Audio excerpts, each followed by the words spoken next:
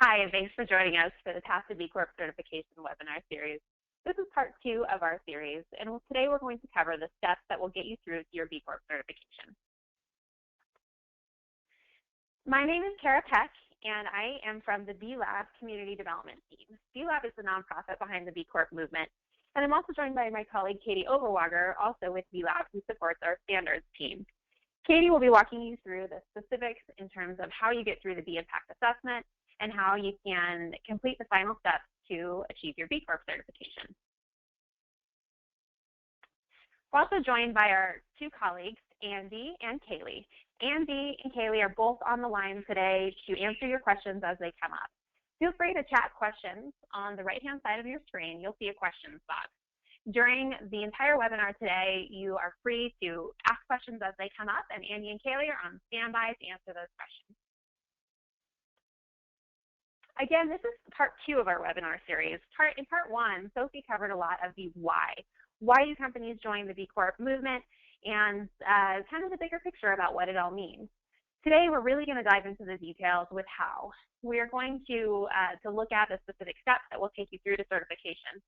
Keep in mind that if you were not able to attend our first session, you can always go back and watch the first webinar. Additionally, you'll get an email after this session with the recording of our webinar as well as the slide deck.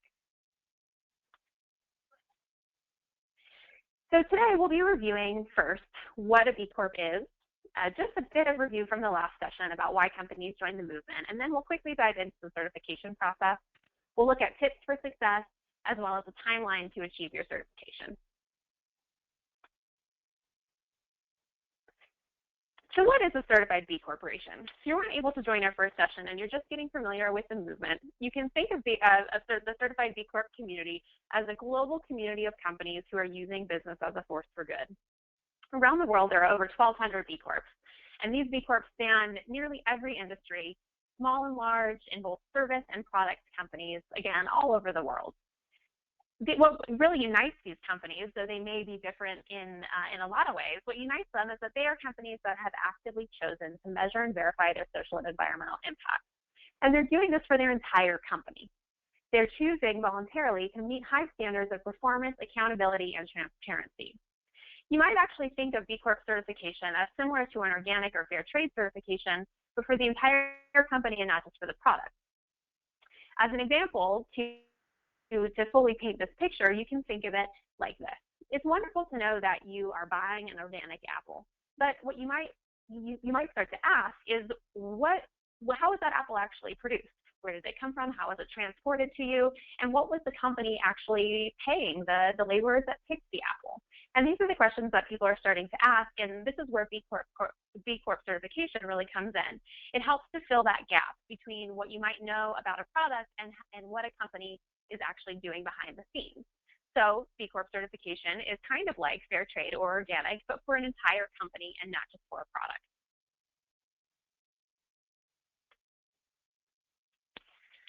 So who can become a B Corp? Again, B Corps come from all over the world. They can be in any industry and geography, and importantly, they can be any size. So these companies may range from a solopreneur who does not have any employees, maybe runs a consulting practice, all the way up to large multinational company that produces a product or provides a professional service. Importantly, they can also be any legal structure. So we'll talk a lot more about legal structures as the session goes on, but keep in mind that a company of any legal structure can be a B Corp. They could be a sole proprietor, an LLC, a corporation, and so on. One important distinction is that B Corp certification is appropriate for companies that are over 1 year old. This is because B Corp certification looks historically at a company's impact. It's intended to help verify the performance of a company in the past. And that is why companies that have less than a year of operations will want to look at what we call our pending B Corp program. And we'll dive into a little bit more what this looks like, but keep this in mind, we definitely have a path for those that are startups, but you won't be able to achieve your full B Corp certification until you are a year old. One of the things to mention here is that the B Impact assessment, which we'll talk a lot more about a little later in this session, is structured based on that geography, that size, and that industry of your company. So that solopreneur who runs a consulting practice will certainly be answering a different version of the assessment than the large multinational product company. So to pause for a minute and again to review just a bit, there are a lot of different reasons why companies become B Corp. Companies often want to differentiate themselves. They want to be seen as different from their competitors that perhaps talk a lot about the good things they do but have not been able to verify it. But what we want to talk a lot more about today are really two things on this slide. One is the benchmarking performance, and the other is really engaging staff. This is one of the things that really ties all B Corps together. Companies may choose to get certified for lots of different reasons, but one thing that really connects all B Corps is a desire to benchmark and improve their social and environmental impact. And they do this through what's called the B Impact Assessment. The B Impact Assessment provides the basis for B Corp certification. B Corp certification really starts at this place where you visit the B Impact Assessment online and you work through a wide variety of questions about your social and environmental impact. This assessment allows you to assess, compare, and improve your impact. This is where companies are really looking to not only see how they are performing, but how they actually compare to other companies.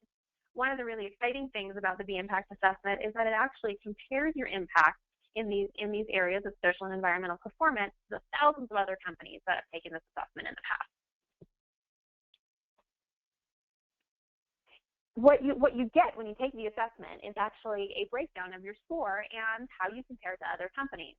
This is a great example. Here is a wonderful B Corp in Ben & Jerry's talking about the fact that even though Ben & Jerry's had been a real socially and environmentally minded company for a very long time, taking the B Impact Assessment really was a new twist on how they thought about their initiatives. It helped them to see areas not only where they were excelling, but also where they could improve. You can see that, as you can imagine, companies often will have one area where they're really excelling and another area where they might need some work. And this is one of the areas that the B Impact Assessment can help you a lot. It'll help you identify where you're excelling, where you need to do a little bit of work on your initiatives, and it'll provide a lot of best practices to do that. One of the other things that we're going to talk a lot about through this session when we're really diving into the steps to get you certified is the ability to really engage your whole staff in this process. And I think that this is a great quote from Etsy, who is another one of our certified B Corps. And really looking at how the result of not only the score, the B Impact Assessment score, but actually the process of taking the assessment really helped this company to engage all of their workforce.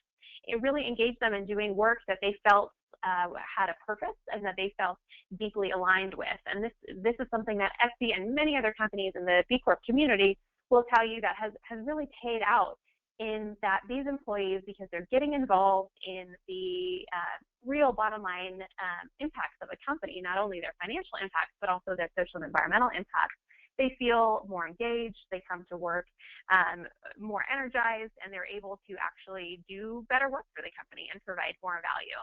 So as you're thinking about the process of taking the B Impact Assessment, you can really do it in that frame.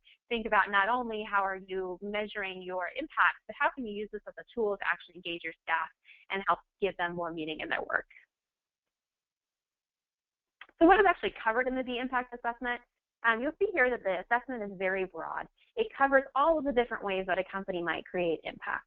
It's going to go through and help you to look at your governance, how you treat your workers, how you work in the community, your environment, how you treat the environment, I should say, and then your actual business model. And throughout all of the assessment, you'll find that the assessment is intentionally broad. It is intended to be able to capture all the different ways that a company might create impact. Everything from the compensation and benefits that you pay your workers, to how you work in your supply chain, to what your actual mission of the company is. And because the assessment is so intentionally broad, you'll find that there's going to be a lot of things that you say no to, essentially, during the process of taking the assessment, and that's fine. The assessment is intended to really cover all the different ways that a company might create impact, and it's not intended that you would do all of the things that the assessment covers. So keep that in mind, and I know Katie's going to talk more about that in a couple of minutes. So we know that the B Impact Assessment is one of the primary pieces to getting certified. We know that that is one of the things that really draws together the B Corp community. It's one of the things that they have in common, that they're all assessing and then verifying their impact. And B Corps are required to receive a score of at least 80 on that B Impact Assessment in order to get certified. But there are two other pieces of certification that I want to take you through here before we jump into the specifics of how you'll go through this process yourself. And the first here is adopting B Corp legal standards. So in addition to looking historically at a company's performance, the other element to B Corp certification is actually looking forward. While the B Impact Assessment looks at historic performance, these legal standards are intended to ensure that what you've done in the past actually maintains over time, that those positive impacts and the mission of your organization to have a positive impact on your stakeholders is able to last. This is necessary because our traditional corporate structures actually mandate that companies have a singular purpose, to maximize shareholder profit. And this is problematic for companies like most of you that are joining us today, because we know that we want to consider other stakeholders in decision making. Other stakeholders can be your employees, it can be the communities that you operate in, it can be the environment, and all of these things are incredibly important to B Corp. And so the legal standards allow you to actually embed that mission, embed that impact focus into your corporate DNA. This ensures that the company's mission and impact can last over time. So this is really the forward-looking element.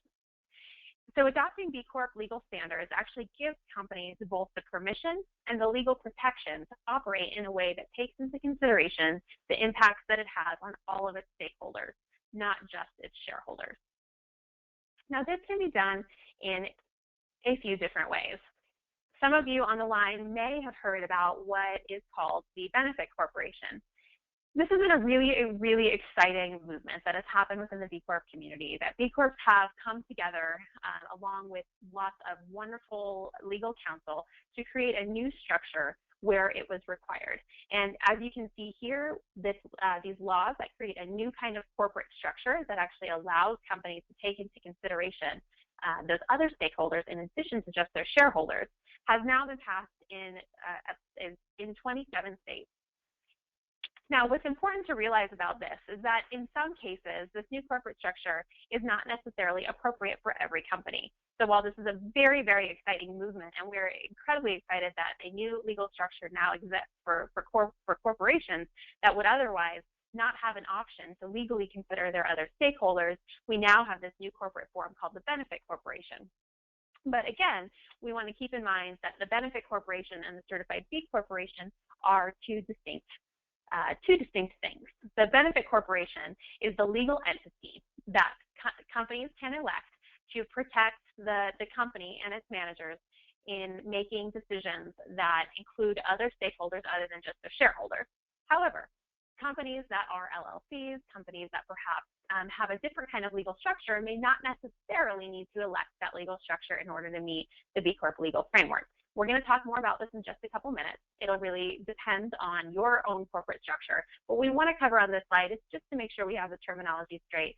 When we say a benefit corporation, we're talking about that specific legal structure that some companies elect in order to give themselves that legal protection. And when we're talking about a certified B corporation, we might actually be talking about a company that has a different legal structure, like an LLC, or other legal structure. But what we're really thinking about is the certification side. We're talking about a certified B Corp that has met the legal and the performance requirements in order to get certified, and B-Lab is the organization that actually provides that certification. The last piece here is on transparency. The third element of B Corp certification is actually making your score available to the public. And one of the things to really keep in mind here is that while B Corps, once they do finish their certification process, they do actually make this score. This is actually a sample of what you would see on our website. They make this score available to the public. Importantly, that score, along with all of your other information, is completely confidential throughout the process. Completely confidential until you actually finish the B Corp certification process and decide to officially join the certified B Corp community. You can see lots of other examples of companies that are certified and their individual score report, and learn more about how they're creating impacts at our website. And again, keep in mind that we will distribute this PowerPoint deck, so you don't need to be scrambling to write down the URL links there. Great, so next I'm going to turn it over to Katie. Again, Katie is a real expert in the detailed process that companies go through to get certified. So Katie, take it away.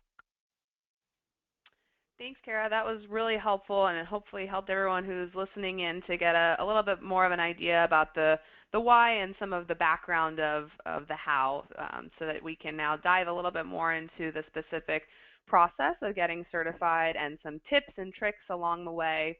We've set out a plan in 6 steps, although to be honest, the process and path that you take and the length that these different steps might take your company really depend on the size and complexity of your company. So smaller companies might need just 6 weeks to get from step 1 to step 6 here on this slide, but some companies it might take even a few months. So we've broken out into these six steps, and we'll talk a little bit about time frame for each individual step, but just keep in mind that it really depends. So let's dive into step 1, get a baseline for your company. This is the chance for you to finally register for the assessment, create a B Impact Assessment login, take a first pass at the assessment. We really encourage companies to estimate their answers as they go through. That makes the process of taking a first pass a lot quicker, so you're not worried about getting every exact number. And it gives you an initial score that you can work off of. You can see areas that you need to improve, and we'll go into some improvement tips, and then the areas that you're doing well in, as Kara had mentioned earlier. So it compares you to all the companies that have taken the assessment. We've got well over 20,000 now, but this is your chance to just get in there and get started. So we would recommend that this takes anywhere from 1.5 to 3 hours to complete the assessment, and you can go in, take a first shot at it, save your answers, go back in multiple times. So let's dive in now to how you register for the assessment. When you go to our bimpactassessment.net homepage listed on this next slide, you'll see that there are 2 options. If you're interested in getting the B Corp certification, make sure that you click on Get the Full Picture here. This is what takes you to the full B Impact Assessment, which is required for the B Corp certification. And once you click on that, you're going to see our registration page. This is a free assessment, so anyone can register, and you'll be asked for some basic information about your company. And the red arrows here are pointing out some areas that we want to make sure you put in the correct information. Sector is the first one, sector, industry, category, and industry. You'll see options like service or manufacturing or wholesale retail or even agriculture. Those are pretty straightforward, and if you have any trouble or questions, you can always email or call us with our contact information that's listed on the website. And then company size is pretty important as well. You'll see there's the number of full-time employees, and then there's also number of working owners.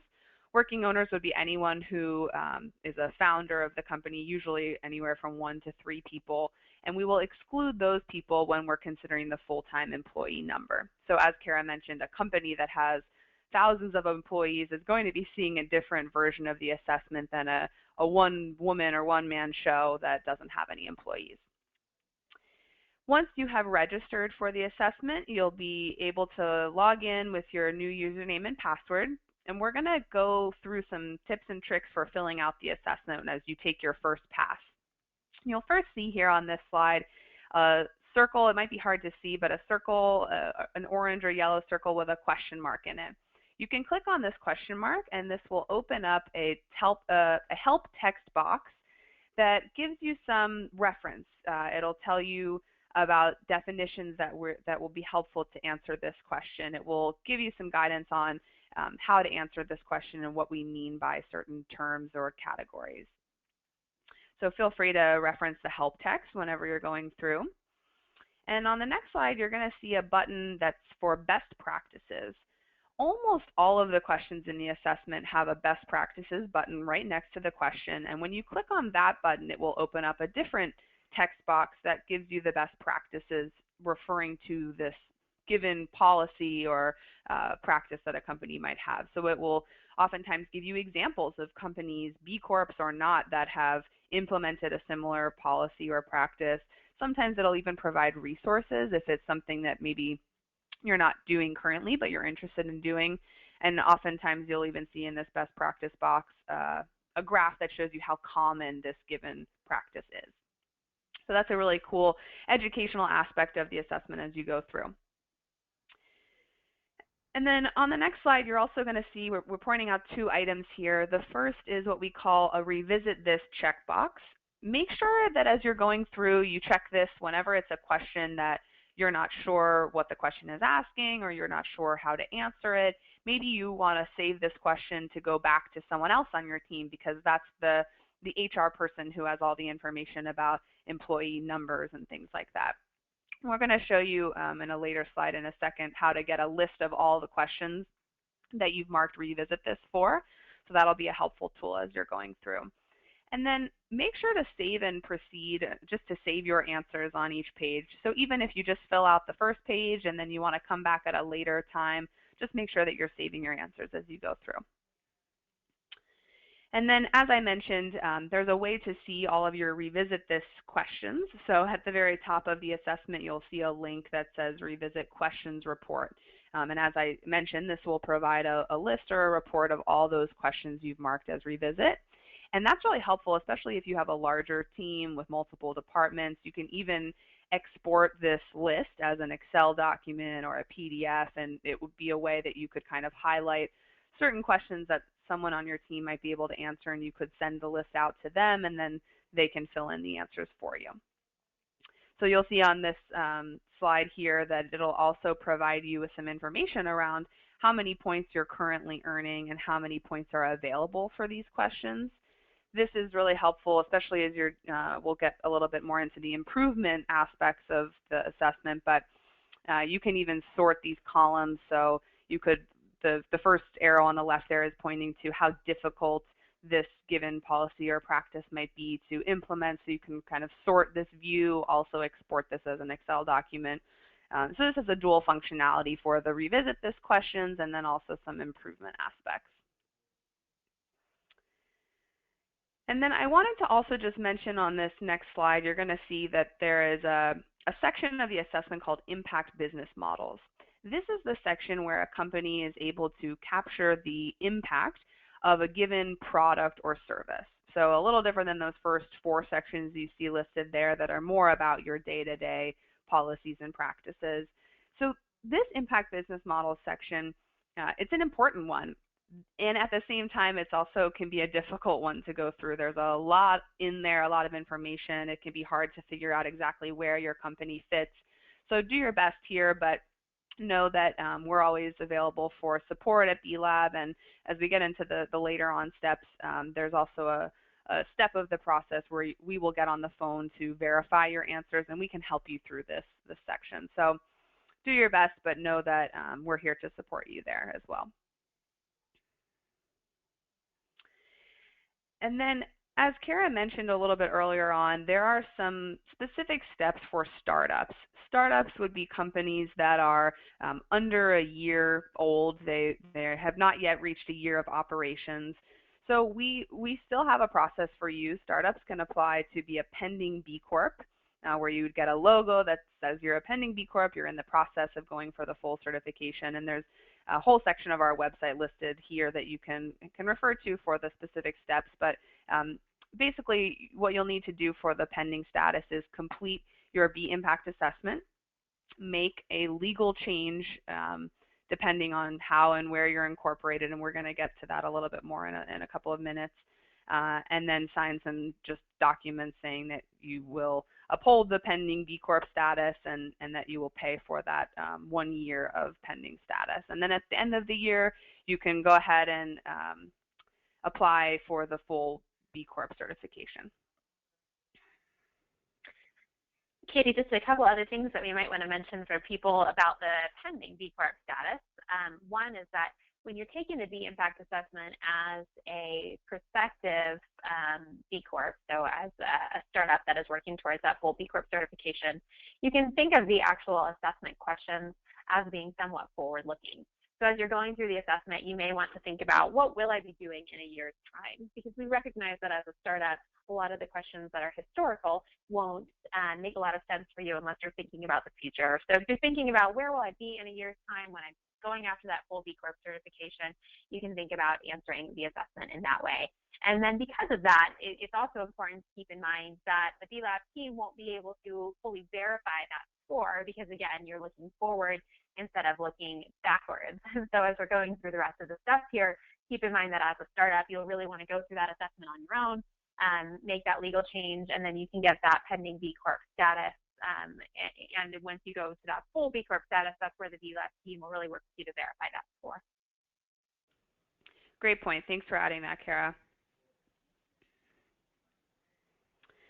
There are also probably a couple of other questions that people might be thinking as we're going through this that we've listed out here, some of our common, frequently asked questions. The first being if you're a sole proprietor, yes, there is a version for you. I touched on this a little bit earlier, but you would be seeing a version of the assessment that doesn't have any questions around employees.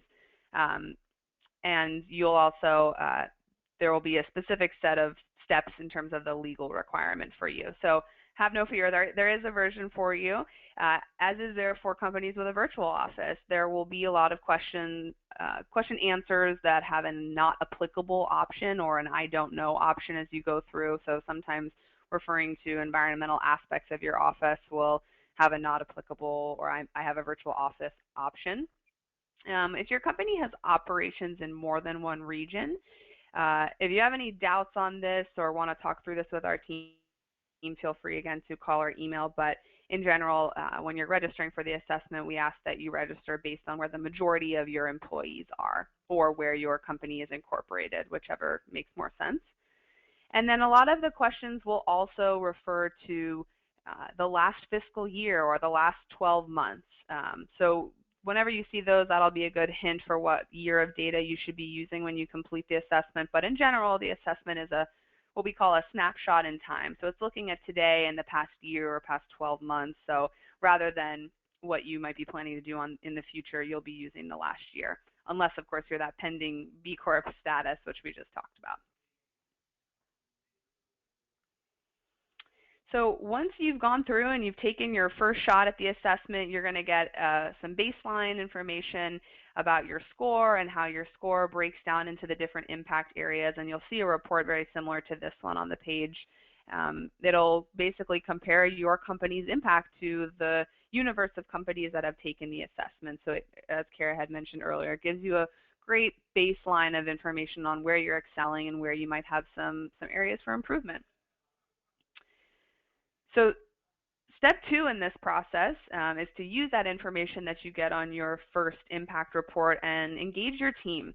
As Kara mentioned as well, the whole certification process is a really great time to engage your team on what your company's mission is and why this is important to you. So it's a great idea to identify some people in your company that might be able to engage in this process, that might have information from various departments or that might be interested in helping out. To explain the objectives and benefits of becoming a B Corporation, to, as I said, get help answering certain questions and updating your assessment, and then to start some conversations about the legal requirement, which again we're going to hop into in a few minutes. And we've seen companies do a great job of engaging their team to set long-term or short-term goals and honestly get great ideas that maybe one person by themselves wouldn't even have come up with. One great example of this, recently I had a company that was working through their certification process that I was working with, and what they did was actually pull their green team together. And this particular company had an established team that was working on their environmental initiative, but because it was such a cross-functional team, they had representatives from HR, from operations, from finance, and these were all people that were already passionate about the impacts that the company was making. And so they were meeting on a quarterly basis, and during one of their quarterly meetings, they actually went through the full assessment together. So the one person that had really been the champion for this internally had gone through and made some initial estimates, but when they sat down together in the room, it was pretty amazing to see how engaged people got, how excited they got about the different ways that they could be thinking about their initiatives moving forward, maybe expanding their frame of reference outside of just their individual area to some of the other parts of the company that they wouldn't normally be thinking about. And they also made it fun. They rallied around the goals, they ordered pizza, and they did a little bit of as Katie mentioned, talking about the objectives and the benefits. And so by the time they walked out of that meeting, not only did they have a baseline of their score, but they also had a whole group of internal champions now that were going to go forward and carry through some of those initiatives that actually make them happen. Great example, Kara. And sometimes, to be honest, it might not make sense to engage your team in this way. So for other kinds of companies, maybe it makes more sense, or it might be easier to gather some documents and information from your team as a way to respond to the questions on the assessment yourself. Here is just a very short list of optional, not required documents to gather in advance that might make it a little bit easier as you're going through on that first pass. Although, as I said, this is by no means required to do, especially for smaller companies. One or two people might have most of the information on their computers or off the top of their head even.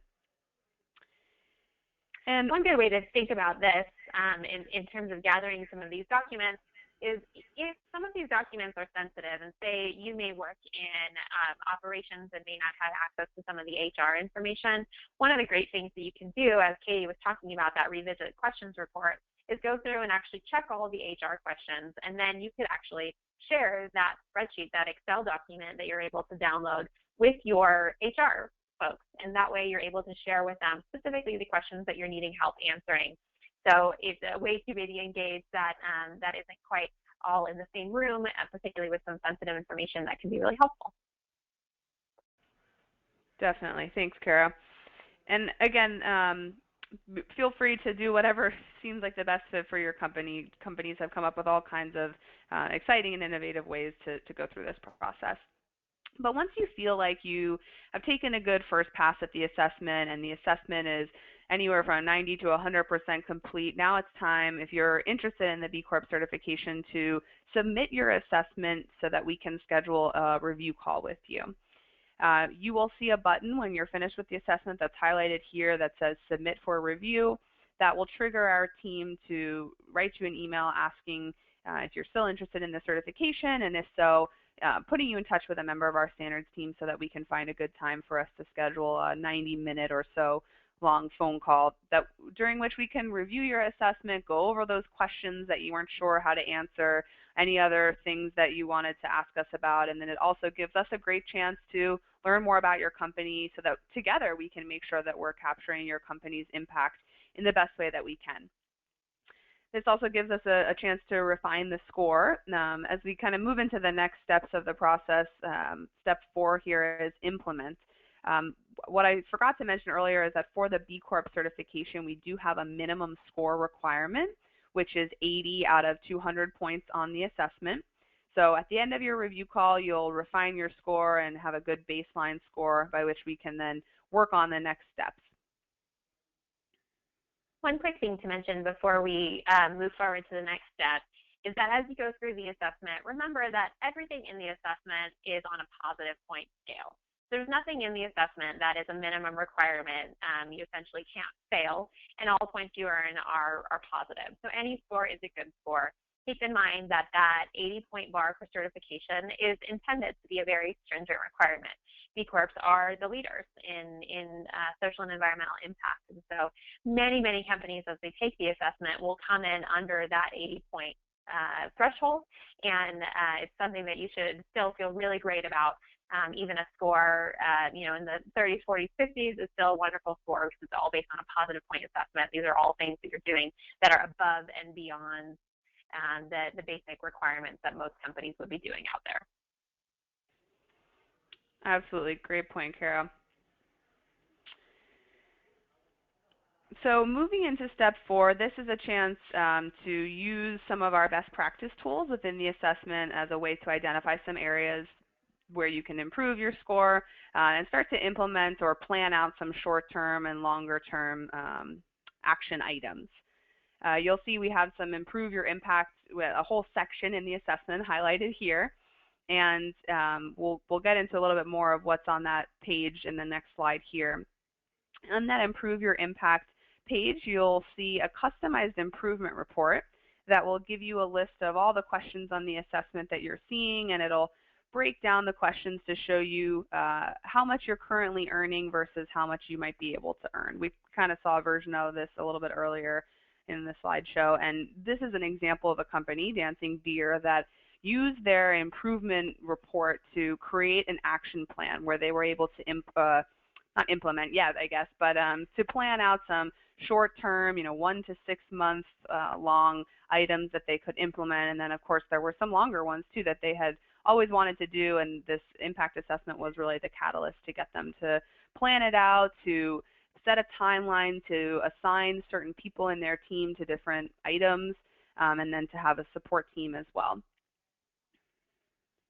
And you'll see in this Dancing Deer action plan that they split things up by timeline. But another way to think about this is you can think, where do these specific questions on the impact assessment actually align with some of your strategic goals? And so you can, within the assessment, split those items up into areas related to your social impact, your community impact, and so on, or into specific goal areas. And you can think of this as an opportunity to really make some progress towards some of the goals that you may have set as a company, and just have yet had the time or the specific initiative to work on improving them. So again, I think we've mentioned on several occasions, really think of this as, how can this support the company and work towards some of your goals, and you can really think about this process in terms of what fits best for my company at this particular time. Definitely. And as you're starting to create your action plan, we also have some best practice guides on that same Improve Your Impact section of the assessment. So you might say to yourself, I really want to implement a healthcare plan or health insurance plan, but I'm not sure how to do this. Well, we have these best practice guides that are PDF guides that provide you with examples and resources and tips on how to implement different policies and best practices that you might be interested in implementing, but you're just not sure where to start.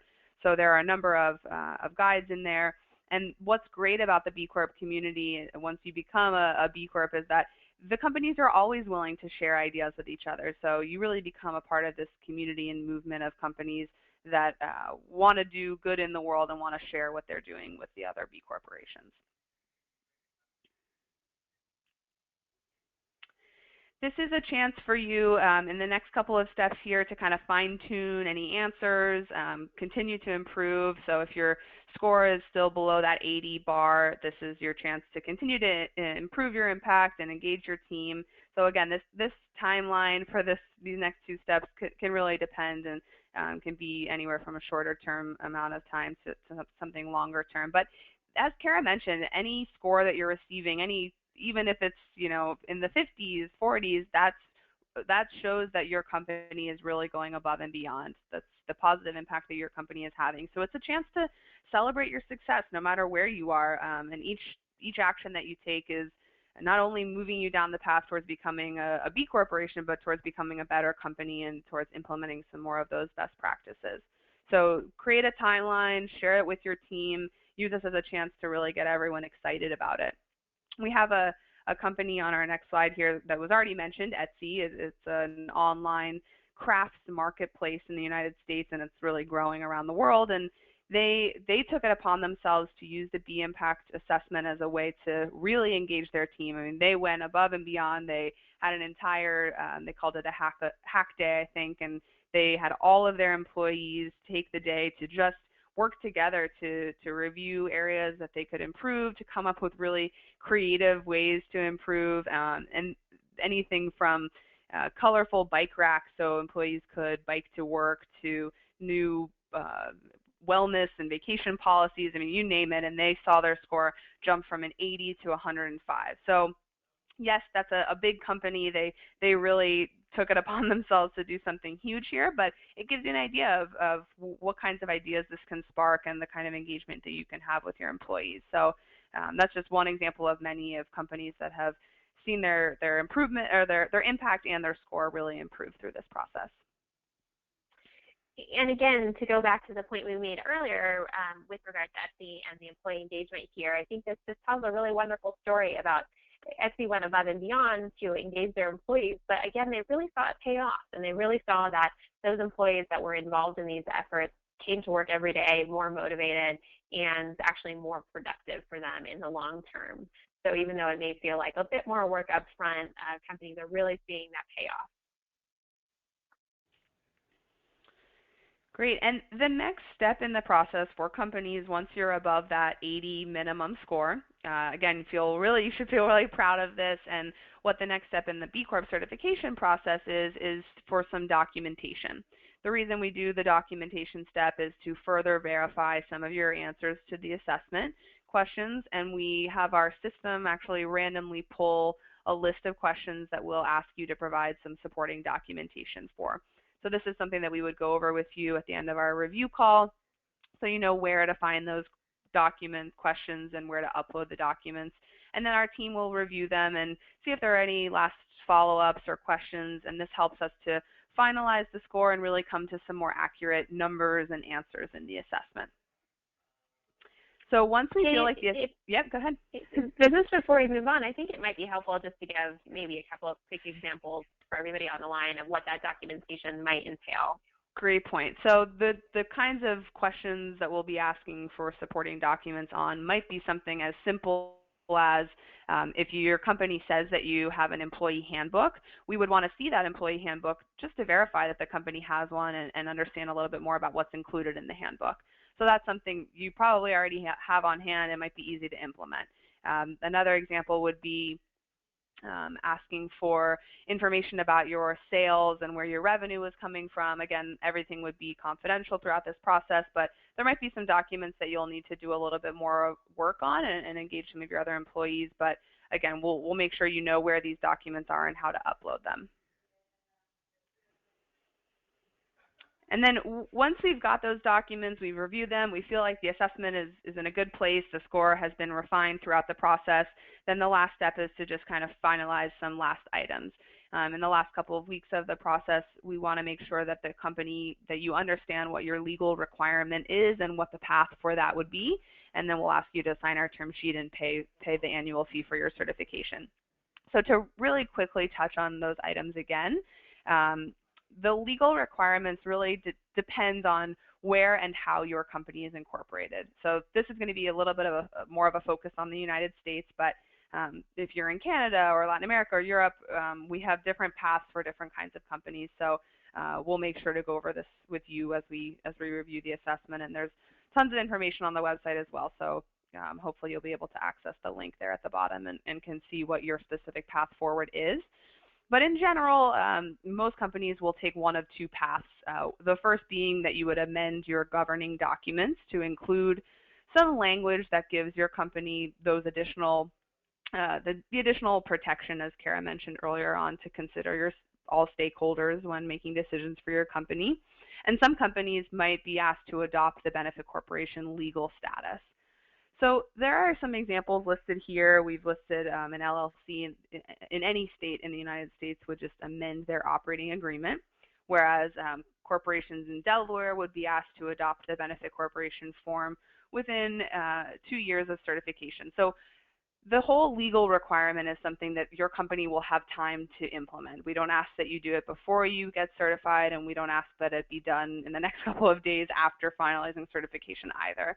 So don't worry, you'll have time to do this to understand the requirements a little bit more. But again, we're happy to answer questions, and hopefully our website has a lot of great resources on there in case you want to see what your specific path would be. And then to finalize everything, we will send along our B-Lab term sheet. I'll just very briefly touch on some of the items here. The term sheet mentions that the certification term is 2 years long. So at the end of your 2 years, you'll be asked to recertify. Process looks very similar to what we just went over. It would be a matter of just completing or updating your impact assessment, having a call with someone on our team to review those updates, and then completing the documentation step. The reason for the recertification is because we know a lot can change at a company in 2 years, and we want to make sure that that our standards are also rigorous and that we're holding companies to a high level of performance. In addition to that, 10% of our certified B corporations worldwide are randomly selected each year for an on-site review. That would look like a few members of our team coming to visit your offices or facilities, or just coming to meet you if you don't have an office. and to interview some of your employees if you have employees, and to ask for some additional documentation as well. And then last but not least, we have here listed our annual certification fees, which are based on a company's annual revenue, so you can see that there is a sliding scale structure here. And Katie, just a couple of points here. One thing that we get asked a lot is there an increased performance requirement for B Corps over time? So you come in, maybe you're right at that 80 bar, and people will wonder, do they need to actually up their score to maintain their certification? The answer is no, because what actually happens is that the B Impact Assessment itself is continually updated over time. So as best practices continue to evolve, the assessment itself continues to evolve, which in essence means that companies need to continue to improve their own practices to stay abreast of really movements out there within best practices in the broader market. So no, your actual score does not need to go up, but you will find that over time the assessment itself will become a bit more stringent. And then additionally, in terms of the certification fee, I think it's probably clear that the certification fee is really the very last step here, and that is to say that the rest of the process, there's no cost. So there's no cost for the B Impact Assessment. There's no cost for all those improvement tools, and those are all free and available to the public anytime you want to go on and use the B Impact Assessment to measure and improve your score. You can absolutely do that, and these certification fees come in when you're ready to move forward and officially join the Certified B Corp community, utilize that Certified B Corp logo, and also take advantage of all of the great resources that Certified B Corps are able to take advantage of. And again, we covered a lot of that in that first section that hopefully most of you were able to join us for. But if you have questions about any of that, there's a lot more information on our website as well as in the previous recorded webinar. Great, so I think that brings us to the end. Katie, unless you have anything else, I think we can jump into the resources here. Nope, that's great. Thanks, Kara. Great, it looks like we'll probably just wrap up a couple minutes early, but what we wanted to share with you are a number of resources. We've talked a lot about each of these items, including the legal requirements for B Corps, the process obviously that we took you through today, the pending B Corp status. We've also got a lot of great information about why companies become B Corps, including case studies, as well as some FAQs for directors of the company, as well as your investors if you have those. So lots of great resources here. We will share this slide deck with you, so you'll have access to these URLs, but you can of course visit our main website at www.bcorporation.net. And your follow-up items. So the main takeaway here is that your next step is really to start on the B Impact Assessment. That is the first step towards your certification. It is really going to serve as the basis for your certification, and you'll be able to work through all of these steps starting there. So visit bimpactassessment.net.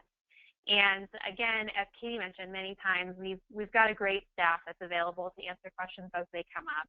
So please use this email address or phone number to reach us and ask questions as they come up. And really, we just hope that you'll join us in using your company to help redefine success in business. And hopefully that means you'll be working to not only be the best in the world, but be the best for the world.